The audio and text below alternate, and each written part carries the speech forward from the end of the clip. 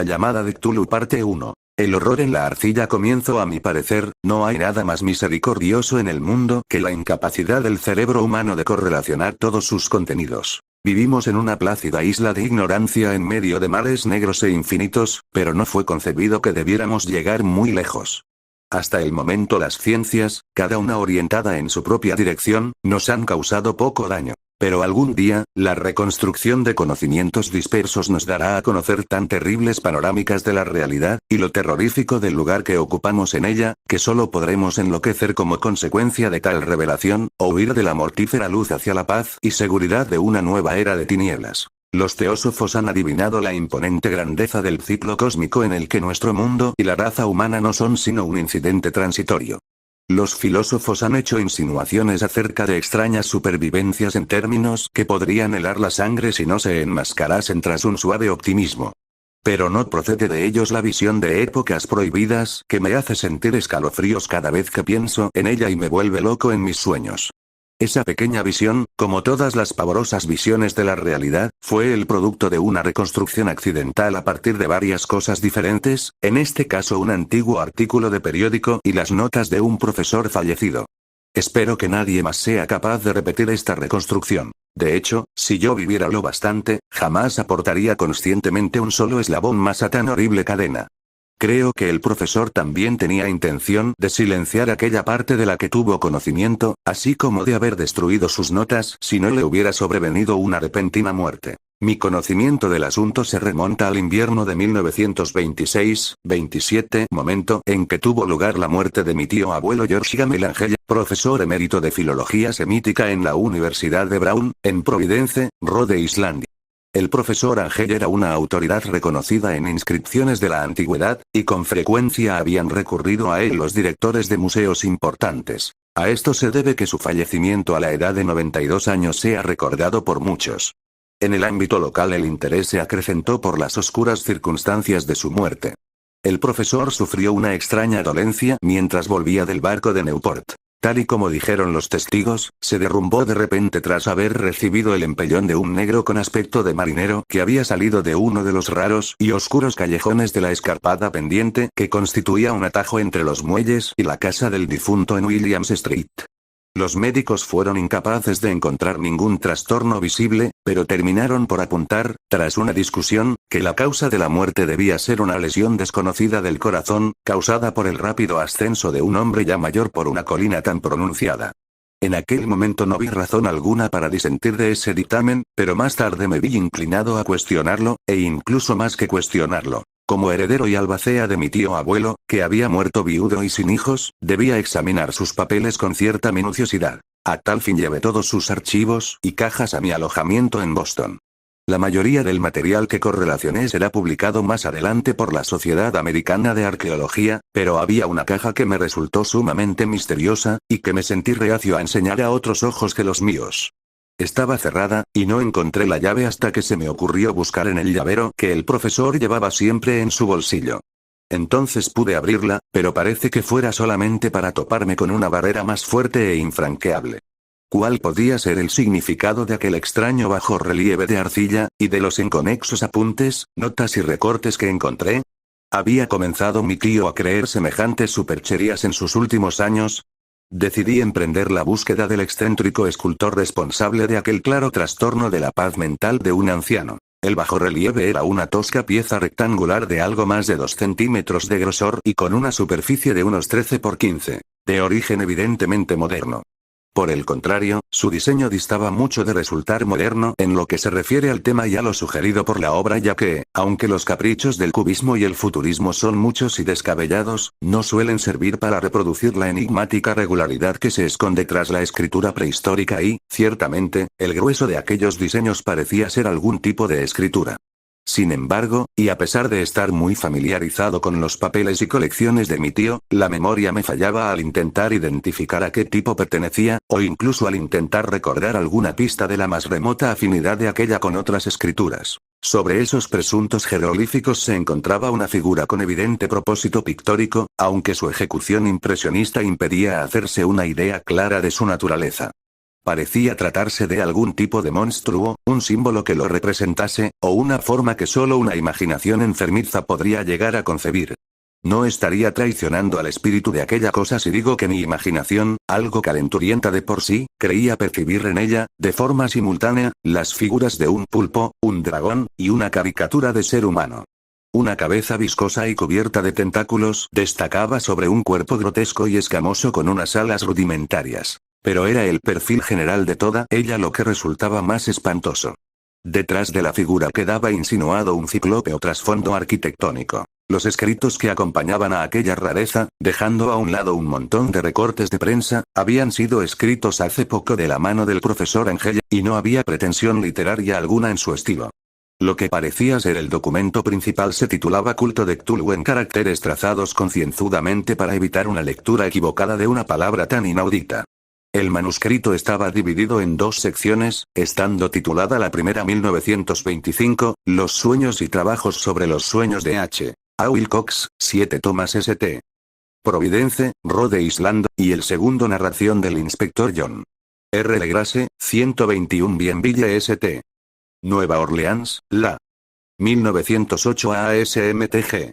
Notas sobre los mismos y sobre el relato del profesor Webb.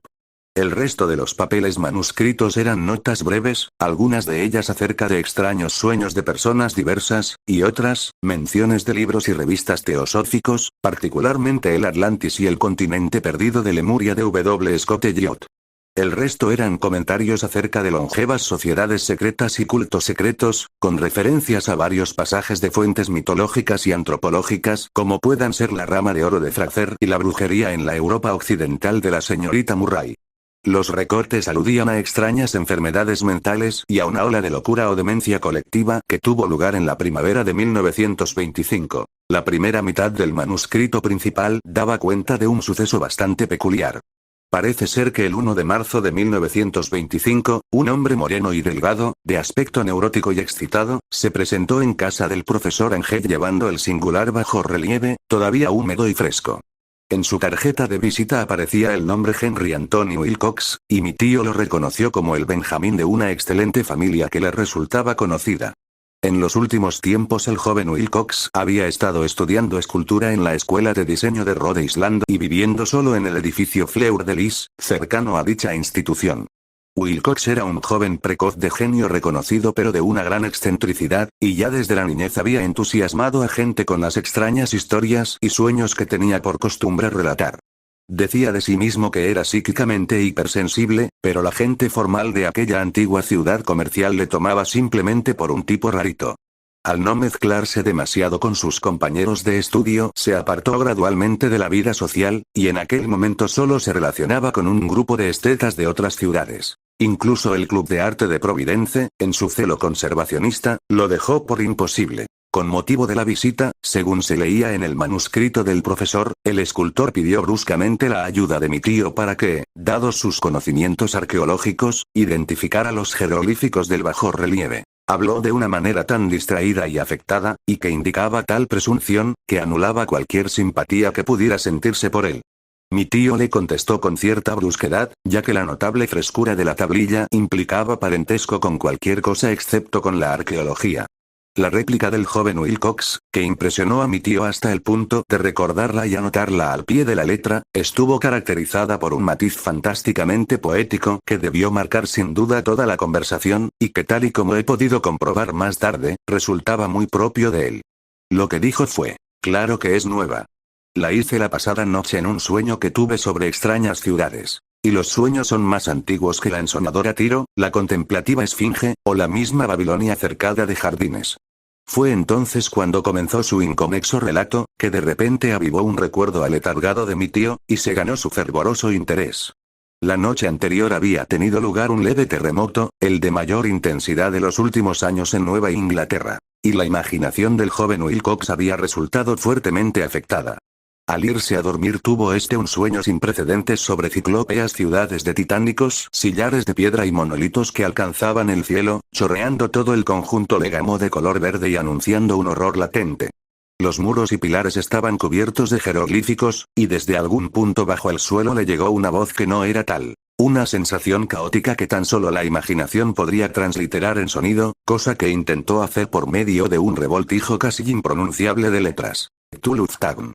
Este galimatías fue la clave para que el profesor recordase algo que le preocupaba y confundía. Preguntó al escultor con minuciosidad científica, y estudió con intensidad casi frenética el bajo relieve en el que el joven se encontraba trabajando cuando, helándose de frío y vestido solo con su pijama, despertó de repente y se sorprendió al ver lo que hacía. Mi tío culpaba a su edad, como dijo Wilcox posteriormente, de su lentitud en reconocer los jeroglíficos y el diseño pictórico. Muchas de sus preguntas le parecieron fuera de lugar al visitante, especialmente cuando el profesor intentó encontrar conexiones entre Wilcox y extrañas sectas y sociedades. Wilcox no pudo entender las repetidas promesas de silencio que le fueron ofrecidas a cambio de admitir su pertenencia a una extendida organización religiosa de carácter pagano o místico. Cuando el profesor se convenció de que Wilcox ignoraba la existencia de cualquier tipo de culto o de saber arcano, no dudó en asediar a su visitante solicitándole futuros informes acerca de sus sueños. Esto dio su fruto de una forma continuada, ya que tras la primera entrevista el manuscrito hace constar las visitas diarias del joven en las que relataba sorprendentes fragmentos de imágenes oníricas cuyo principal contenido era siempre alguna terrible panorámica de carácter ciclópeo, y de piedra oscura y chorreante, a la que acompañaba una voz o inteligencia subterránea que de forma monótona profería enigmáticos impactos sensoriales imposibles de transliterar salvo en un galimatías. Los dos sonidos repetidos con más frecuencia mencionados en las cartas, eran Cthulhu y R'lyeh. El 23 de marzo, según apuntaba el manuscrito, Wilcox no apareció. Las pesquisas en su alojamiento revelaron que había sido asaltado por una especie inusual de fiebre y que había sido llevado a la casa de su familia en Waterman Street. Wilcox había estado gritando durante la noche, despertando a varios de los otros artistas que vivían en la residencia, y desde entonces solo había manifestado estados alternativos de inconsciencia y delirio. Mi tío se apresuró a telefonear a la familia, y desde ese momento en adelante prestó una gran atención al caso, llamando a menudo a la consulta del Dr. Tobey en Taller Street, al enterarse de que era el médico de Wilcox. Al parecer, la febril mente del joven se explayaba sobre cosas extrañas. Y a ratos el doctor se estremecía al oír hablar de ellas. Tales visiones no se limitaban a la repetición constante de cosas soñadas con anterioridad, sino que aludían locamente a una gigantesca cosa de kilómetros de altura que caminaba, o se movía, pesadamente. En ningún momento llegó a describir por completo a aquel ser, pero algunas palabras frenéticas y ocasionales, repetidas por el Dr. Tobey, convencieron al profesor de que debía ser idéntico a la monstruosidad sin nombre que había tratado de representar en aquella figura esculpida en sueños. El doctor añadió que cualquier referencia a este objeto suponía, sin excepción, el preludio del hundimiento del joven en un estado letárgico. Extrañamente su temperatura no estaba muy por encima de la normal. Pero su condición, por lo demás, indicaba la presencia de una auténtica fiebre y no de un trastorno mental. Alrededor de las 3 de la tarde del 2 de abril, todo rastro de la enfermedad de Wilcox desapareció de repente. Este se sentó sobre la cama, asombrado de encontrarse en casa de sus padres, y completamente ignorante de lo acontecido en los sueños o las realidades de la noche del 22 de marzo. Tras darle de alta el médico, Wilcox tardó solo 3 días en volver a su alojamiento. Pero en adelante dejó de interesar al profesor Angel. Todo rastro de sueños extraños se había desvanecido al llegar su recuperación, y mi tío dejó de tomar nota de sus visiones oníricas tras una semana de explicaciones irrelevantes y sin sentido acerca de sueños corrientes. Aquí termina la primera parte del manuscrito, pero algunas referencias a ciertas notas dispersas me dieron mucho en lo que pensar, hasta el punto de que solo el arraigado escepticismo que caracterizaba mi filosofía por aquel entonces, era capaz de explicar mi continua desconfianza por el artista. Las notas en cuestión eran las que describían los sueños de varias personas a lo largo del mismo período en que el joven Wilcox había experimentado sus extrañas visitaciones. Parece ser que mi tío inició rápidamente un sistema increíblemente ramificado de investigación entre casi todos los amigos a los que podía preguntar, sin parecer impertinente, acerca de sus sueños nocturnos así como de la fecha de cualquier visión fuera de lo común que hubieran experimentado en tiempos recientes. Según parece, la acogida de su solicitud resultó muy variada, pero al menos debió recibir más respuestas de las que una sola persona podría ser capaz de atender sin la ayuda de un secretario. La correspondencia original no ha sido conservada, pero sus notas al respecto forman un minucioso y significativo resumen. La gente normal de la vida social y de los negocios, la sal de la vida de la sociedad de Nueva Inglaterra, dio un resultado negativo casi en su mayoría, aunque hubo algún que otro caso aislado de intranquilas e indefinidas visiones nocturnas, siempre entre el 23 de marzo y el 2 de abril, período que coincidía con el delirio del joven Wilcox. Aquellos dedicados a la ciencia no resultaron mucho más afectados, aunque 4 casos de vagas descripciones podrían sugerir la existencia de visiones fugaces de extraños paisajes, y uno de ellos hacía incluso mención a un miedo ante algo anormal que pudiera sobrevenir. Fue de los artistas y poetas de quienes llegaron las respuestas pertinentes, y sé perfectamente que se hubiera desatado el pánico entre ellos de tener posibilidad de comparar sus notas. A la vista de aquello, y faltando las cartas originales, llegué a sospechar que el recopilador había formulado preguntas tendenciosas, o que había redactado la correspondencia de forma que quedase corroborado lo que él, de forma latente, estaba resuelto a confirmar. Esta es la razón por la que continué pensando que Wilcox, de alguna forma al corriente de ciertos datos del pasado en posesión de mi tío, había estado aprovechándose del veterano científico. Las respuestas de aquellos estetas daban forma a una inquietante historia. Desde el 28 de febrero al 2 de abril una gran proporción de ellos había soñado con cosas muy extrañas, siendo la intensidad de estos sueños incongruentemente mayor durante el período correspondiente al delirio del escultor. Más de la cuarta parte de los que informaron acerca de algo, decían haber tenido visiones y escuchado sonidos no muy distintos de los que Wilcox había descrito. Alguno de los soñadores confesó haber sentido un miedo intenso hacia una cosa gigantesca e innombrable, visible casi al final. Uno de los casos descritos con más énfasis en las notas fue realmente lamentable. El sujeto, un arquitecto de renombre con ciertas inclinaciones hacia la teosofía y el ocultismo, enloqueció violentamente el día del ataque de Wilcox, y falleció unos meses más tarde tras gritar de manera incesante que le salvaran de un ser huido del mismísimo infierno. Si mi tío hubiera hecho referencia a estos casos por el nombre y los apellidos y no mediante un número, yo mismo hubiera hecho un intento de corroborar todo mediante una investigación, pero tal como estaban, solo tuve éxito en seguir la pista a unos cuantos. Sin embargo, estos confirmaron lo registrado en las notas. Con frecuencia me he preguntado si todos los sujetos encuestados por mi tío se sentirían tan confundidos como estos pocos.